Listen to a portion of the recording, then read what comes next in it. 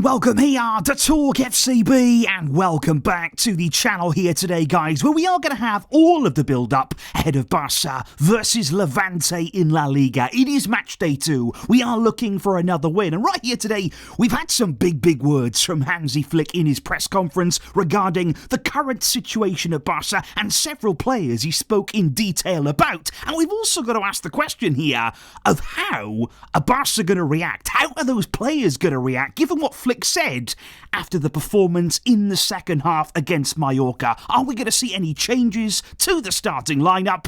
We're going to be investigating all of that here today. So get yourselves ready and let's get to it. Because early on here in the brand new season, guys, I've got to say it's been quite nice for the players, at least there, to have a whole week on the training ground. You know, as the season goes on, you start to realise how rare that is. You know, Flick to have this time working on things, to be able to go through a number of different drills, especially after the match and the performance in the second half against Mallorca. We know that Hansi Flick wasn't satisfied with that. He wants more from his players, and I think we will have had here a really good week of training before this game. Another away game, of course, against Levante, starting our season here with 3 away games in a row, but we have the ambition to build upon what we started with the opening weekend victory we had over Mallorca, and we want to make it 2 in a row here against Levante on Saturday. However, guys, what I think is quite important here for us to recognise really ahead of this game is the tone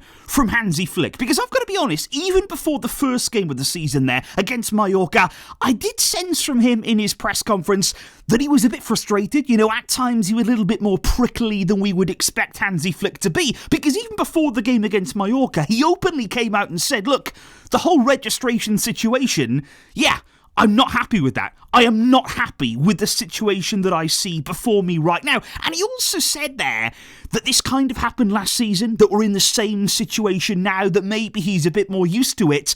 But I think he almost feels at times like we do as fans. I think Flick is going through the same sorts of emotions here, whereby he's thinking, again?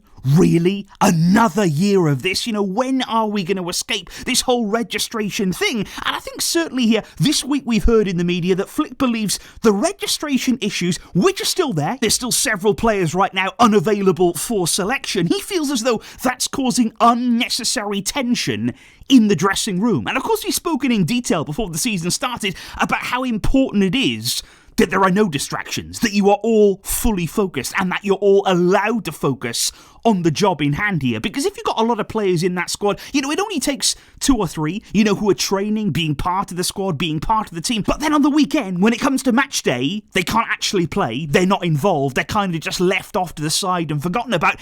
It's not good, is it? You know, it's not ideal there for team chemistry. It's not ideal there for everybody to be pulling in the same direction. And I think Flick right here, he's also the man who seemingly has got to go and explain to these players what the situation is. It seems as though it is being left to Flick in that dressing room to sort of play the peacemaker, to almost say, okay, you know, we're coming along, it's going to be there, we're nearly there, just, you know, keep those spirits up. And to be honest, that's a bit unfair in itself, I would say there, that it's down to Flick. You know, he's not actually in charge of getting the registrations done. It's not his fault that they're not done. That is not in his job description. So I think they're him having to be very much involved, very much on top of this situation.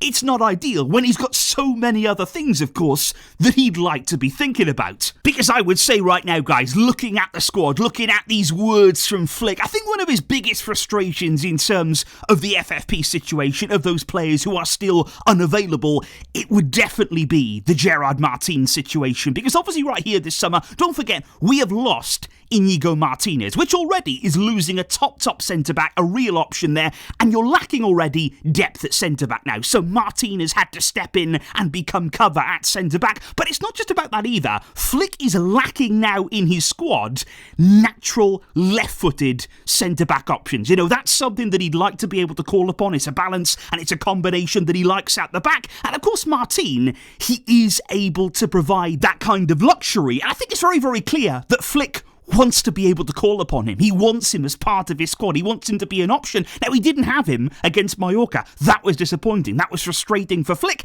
And he doesn't want that to continue into the second game of the season. He said right here today, I hope that he will be available tomorrow. I really need him. I want him to be available for me. He said, I have spoken to him. He said, that's my job, but we will see tomorrow what is going to happen. So you can sense here the desperation from Flick. You can sense the urgency behind saying, okay, I want him in my squad. You know, I need these players to give me the options to navigate these early season games. But I think right now, nobody really knows. You know, even Flick can't guarantee anything. It seems as though those above him still can't even guarantee that these things will happen.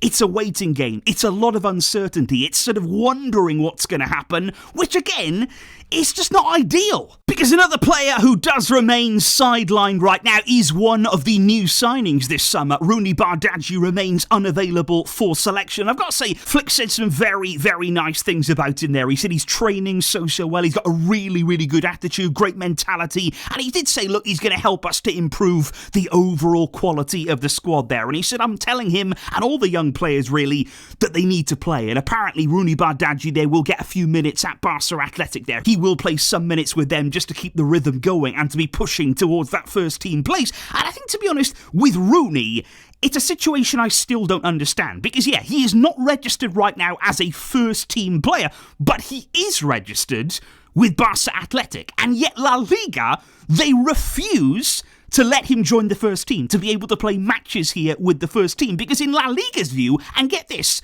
they don't believe that he's a true Barca Athletic player. They don't believe there that he's a Barca Athletic player, and they're not going to let the first team use him because of that reasoning. Now, he's a 19-year-old player, very young, very inexperienced, of course, at the first team level at Barca. He was signed for €2 million. Who are La Liga to say who is or isn't part of Barca Athletic? Who are they to make that judgment? And the reason that I say that is because can we head over to the capital city? Can we go to Madrid, please? Let's get our reporters there on the ground. Because can we talk about Franco Mastantuono? Yeah, easy for me to say, I know. But him signed for over €50 million by the team in white. He has been registered to Real Madrid's B team. Can he play? Oh yeah, he can play. No problem. Absolutely nothing to see here. La Liga are perfectly fine with that. What is the difference? In fact, it's a player that's cost a huge amount of money that's clearly not a B team player. That is not something any of us are buying. But that's fine, which makes absolutely no sense then when you do circle back to the Rooney Bardaji situation. Makes no sense, but like I say, because of La Liga's intervention, he remains sidelined. However, guys, away from the nonsense of La Liga, we do have to move on with more impactful words from Hansi Flick, because I've got to say, he was on form today. He came out fighting, and I'm really liking that here from Flick, because honestly, I want him to speak his mind. I want him to be honest with us fans. I want him there to be honest with the club, with the players. He is an honest guy. He will tell you what he's thinking. And that is why, when he was asked today about Marc Casado, about the fact that he could leave the club, could Barca be forced into selling him? Could they really push him towards the exit door for something as small as €30 million for a player of his calibre? Well, how about this for an answer from Hansi Flick? He said, I've spoken to him. I don't think he wants to leave, and nor do I want that either.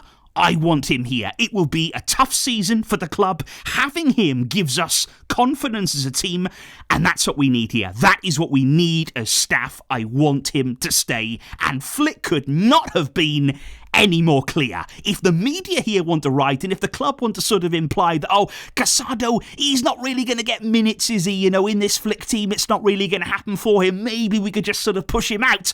Well, Flick has shut that down. He has clearly told us all right here, I need Casado. I need these kind of players in my squad. And we can all see that. We all know what happens over a long season. We all know about the demands, the incredible amount of games. You need these players. If you want to compete, if you want to win titles, you need squad depth and quality players. And that's why Casado, he has to stay. And now that Flick has said this, he definitely will, in my opinion. You do not go back on this. You do not there cross Flick and sell a player against his wishes. So this is absolutely massive here for Marc Casado. And as we're going to come on to in the team selection, I think he's got a real opportunity this weekend to get his first minutes of the season. And he didn't stop there either, Hansi. He did not stop there either. He was asked about Femi Lopez, about offers potentially coming in for him. And again, he just said, look, we don't want to lose any player. We need their quality. It will be a long season. I want them all. So Flick here, he's having to repeat himself to the journalist. But look, it is a long season. There is going to be so many demands upon this squad.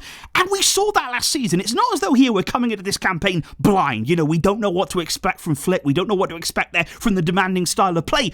We know what it can do. We know the benefits of it. We know the way that it's going to take its toll. We know that we will need to rotate along the way. So that is why Flick is adamant here.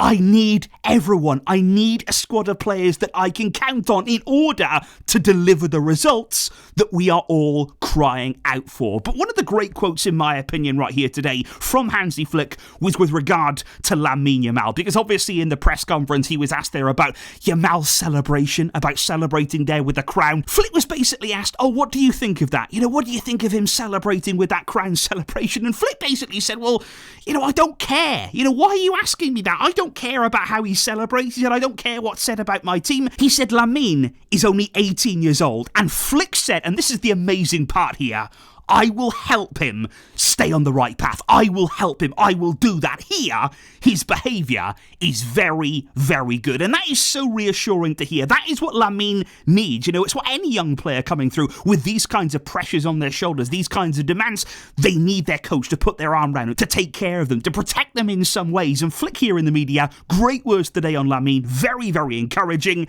He will look after him. And in return, Lamin will shine on the pitch. But indeed, guys, away from those words there from Hansi Flick, how about we move on to his potential team selection this weekend? Because as you can see right here, this was the lineup that we saw against Mallorca in the opening game of the season. Now, I would say, you know, as we've all said really after that game, we started well. You know, we came out of the blocks really strongly. We scored early. We followed that up with another goal. We got 2 Mallorca players sent off, and then it all kind of just fizzled out from there. You know, the intensity dropped, the urgency dropped. That's maybe you could understand in some ways, but Flick is looking for more. Flick is looking for a reaction, I believe, in this game from his team. So will we see changes to that lineup? Because certainly there in the back line, you're looking at right back. You know, is Jules Koundé going to come back in here? Now, he's had a good week. He's renewed his contract at the club. The club are very, very happy with him. He was so good there with us in negotiations. So that is absolutely fantastic to hear.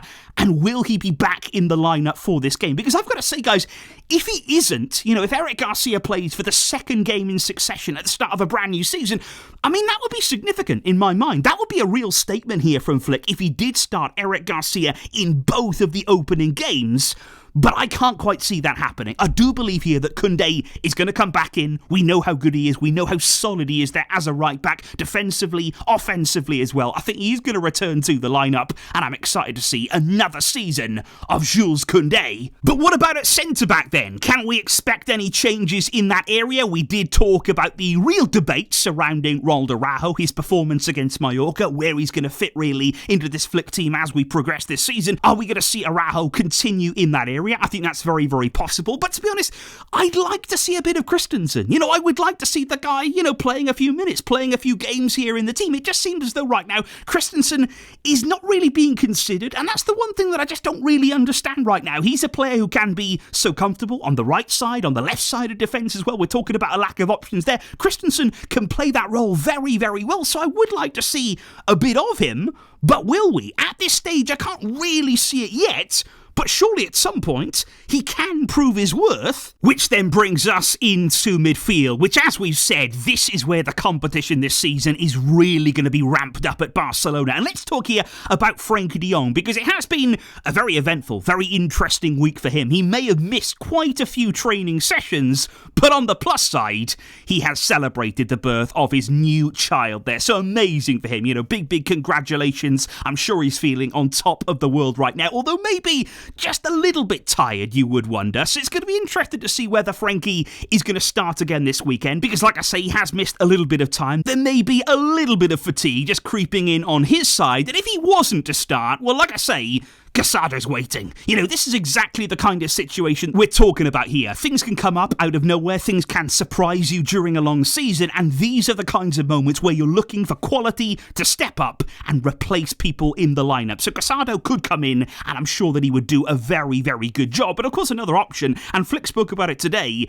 Gavi is available too. He is also an option for that kind of area. Flick said that. He said that he came on and played very, very well against Mallorca, which he did. Gavi had a real impact on the game. And you have to feel right now that Gavi is banging on the door. You know, he is trying to force his way into this starting lineup, and maybe that could happen in this coming weekend, because there's also real competition in the number 10 role too. Gavi could also occupy that kind of area, and I do just wonder here, maybe Fermin didn't quite do enough to stay in the team following the game against Mallorca. It's going to be interesting to see what happens there if he is given another start, but I think, to be honest, you are looking at Dani Olmo right now. He came on, he was very, very attentive in front of goal, he was trying to get himself on the score sheet desperately. He did show a bit of urgency and intensity in his game, and I wouldn't be surprised to see Olmo returning to the starting lineup this weekend. But like I say, all season long, these guys are going to be interchanging. All season long, it's going to be constant competition. Who's playing well right now? Who's in form? Who can step up?